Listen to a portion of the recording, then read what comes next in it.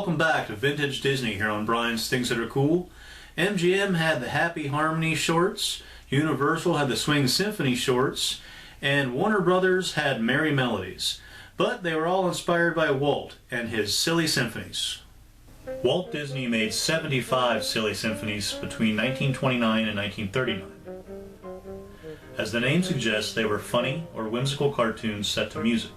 For the most part, the characters presented were not continuing characters, with the exception of 3 Orphan Kittens, Tortoise and the Hare, and the 3 Little Pigs, which all had sequels. 7 of the Silly Symphony shorts won Academy Awards for Best Animated Short Film, and even gave rise to a Silly Symphonies newspaper comic strip from King Feature Syndicate. Towards the end of the series, Walt ran into some production issues and made a deal with MGM to produce 3 of the Silly Symphonies. Only one was chosen by Walt, Merbabies. The others were released by MGM under their Happy Harmony banner. The MGM animators that worked on these shorts were Hugh Harman and Rudolph Ising, who had worked with Walt during the Laugh-O-Gram days. Now let's count down my top 10 favorite Silly Symphonies. Here we go. Number 10. The Old Mill. The Old Mill from 1937 was directed by Wilfred Jackson and scored by Lee Harline, the writer of When You Wish Upon a Star. The short is about a group of animals in an old windmill dealing with a really bad thunderstorm, and uses the song One Day When We Were Young from the operetta The Gypsy Baron. This short was the first use of the multiplane camera, which was invented by Disney studio genius of iWorks. iWorks created the multiplane camera out of parts from an old Chevy, and it allowed for more realistic depth in cartoons. After falling out with Walt, Ub would start his own cartoon studio and produce the Comicolor cartoons,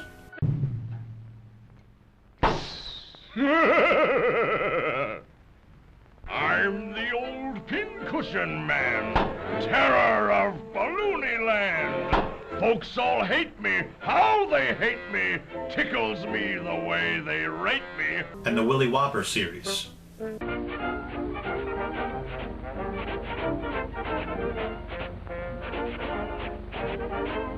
That guy? He's so tough. The Old Mill is an early Disney masterpiece that could easily fit in something like Fantasia. The backgrounds are dark and moody, the use of voices to mimic the sound of the wind, and the expressions of the animals are really something to behold. The short really has the quality of a feature film. Number 9.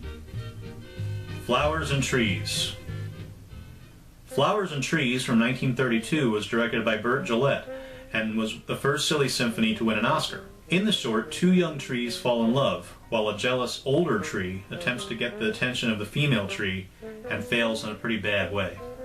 Technicolor was a then new process, and its creator, Herbert Kalmus, thought it would work especially well in animation. When Walt heard about it, he demanded Flowers and Trees, already in production in black and white, to be redone in the new process. The production ran way over budget and could have destroyed the company, but the film was a massive hit and made back its money.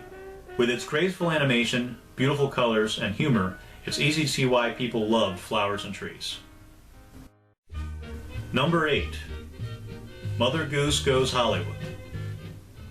Mother Goose Goes Hollywood from 1938 was directed by Wilfred Jackson and follows caricatures of then-famous Hollywood stars playing Mother Goose characters. There are so many fun references and sight gags here. I really like the MGM logo parody at the beginning with the goose above the Latin phrase Ertsne tu uye, nuts to you in Pig Latin. Of course, the most enjoyable parts here are the characters. Around this time, Disney was making a lot of shorts with characters of famous actors, like in Mickey's Gala Premiere, Mickey's Polo Team, and Donald Duck's The Autograph Hound. It's always a blast to see how many big names you recognize, and in Mother Goose Goes Hollywood, it's no different. Number 7. The Golden Touch. The Golden Touch from 1935 was directed by Walt himself, and is based on the Greek myth King Midas, but given a medieval setting. This was the first time in 5 years that Walt had directed a short. He had been criticizing the directors of his shorts and decided he would do it himself. Unfortunately, this cartoon was a big failure. People didn't care for the pacing or the unsympathetic character of Midas himself. Walt was very hurt by this and disowned the cartoon entirely, going so far as to forbid people at the studio from bringing it up. He even gave up directing completely to focus on producing.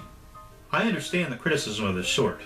Midas, while obviously greedy, plays more like a villain for most of the short, until the end where he's played as a fool. But there are elements that I like. Some of the more macabre images stand out, and the gags are good, even if they're not timed the best. It may not have had the golden touch Walt had hoped for, but it is a fun watch. Number 6.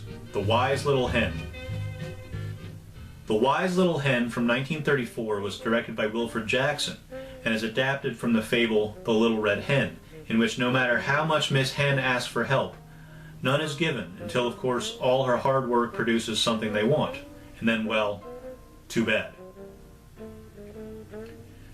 This short is the very first appearance of Donald Duck, voiced by Clarence Nash, who voiced the Duck for the next 50 years. Tying himself with Mel Blanc for voicing the same character longer than anyone in animation history. The short features a catchy little song that tells the story and updates the ending of the fable with a funny final joke. She'll eat the corn herself. Number 5. The Goddess of Spring. The Goddess of Spring from 1934 was directed by Wilfred Jackson and is an adaptation of the Greek myth Persephone. This was a major turning point in Disney animation. The more realistic depiction of humans here would influence the later production of Snow White and the Seven Dwarfs. Disney animators at this point were skilled at drawing animals, but had never really been asked to draw a realistic human. So this was a really nice springboard into Walt's big idea of the first animated feature. I'm always amazed at how quickly the animators develop their skills between productions. In The Goddess of Spring, our goddess has the same rubbery arms of older Disney animation, while just a mere 3 years later, we're given far more realistic movement in Snow White. However, Goddess of Spring does excel in other areas. The use of shadows in the Hades sequence are amazing. In fact, the depiction of Hades is one of the most interesting depictions I've ever seen. The backgrounds are vibrant, and the minions of Hades are a lot of fun to watch. An enjoyable and beautiful look at why we have winter and spring. Number 4. Woodland Cafe. Woodland Cafe from 1937 was directed by Wilfred Jackson and is about, well, a nightclub for bugs. It was originally going to be called Bug Cabaret and featured the work of Bianca Majoli, a classmate of Walt's in high school who became the first woman in Disney's story department. As a fan of big band music myself, I love the music in this short. There's also some wonderful animation in the spider and fly sequence. Much of this short, especially the humor, seems more like an early Warner Brothers short instead of Disney. With great characters and music, Woodland Cafe is one to check out. Number 3. The Grasshopper and the Ants. The Grasshopper and the Ants from 1934 was directed by Wilfred Jackson.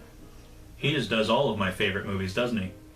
And is an adaptation of the Aesop fable, The Ant and the Grasshopper. The Grasshopper here is played by Pinto Colvig, the original Goofy.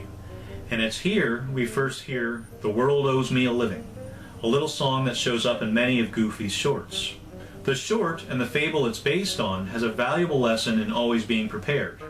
I'm thankful the short didn't go with the darker ending of the original fable, and I always enjoy the voice work of Pinto Colvig.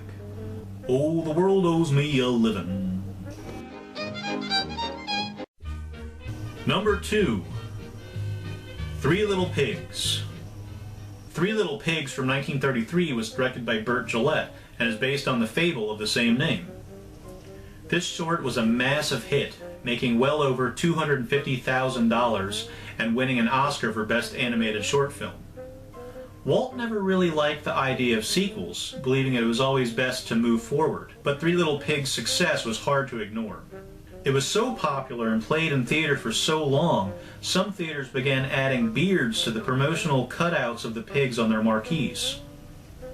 So, Walt gave in, and there were 4 sequels. The Big Bad Wolf, Three Little Wolves, The Practical Pig, and The Thrifty Pig. The Thrifty Pig was a Canadian wartime short in which the pigs build their houses out of Canadian war bonds, with the big bad wolf standing in for Nazi Germany. Speaking of boosting morale, not only was the short a massive success, but the song Who's Afraid of the Big Bad Wolf became a bestseller during the time of the Great Depression. I definitely understand its appeal.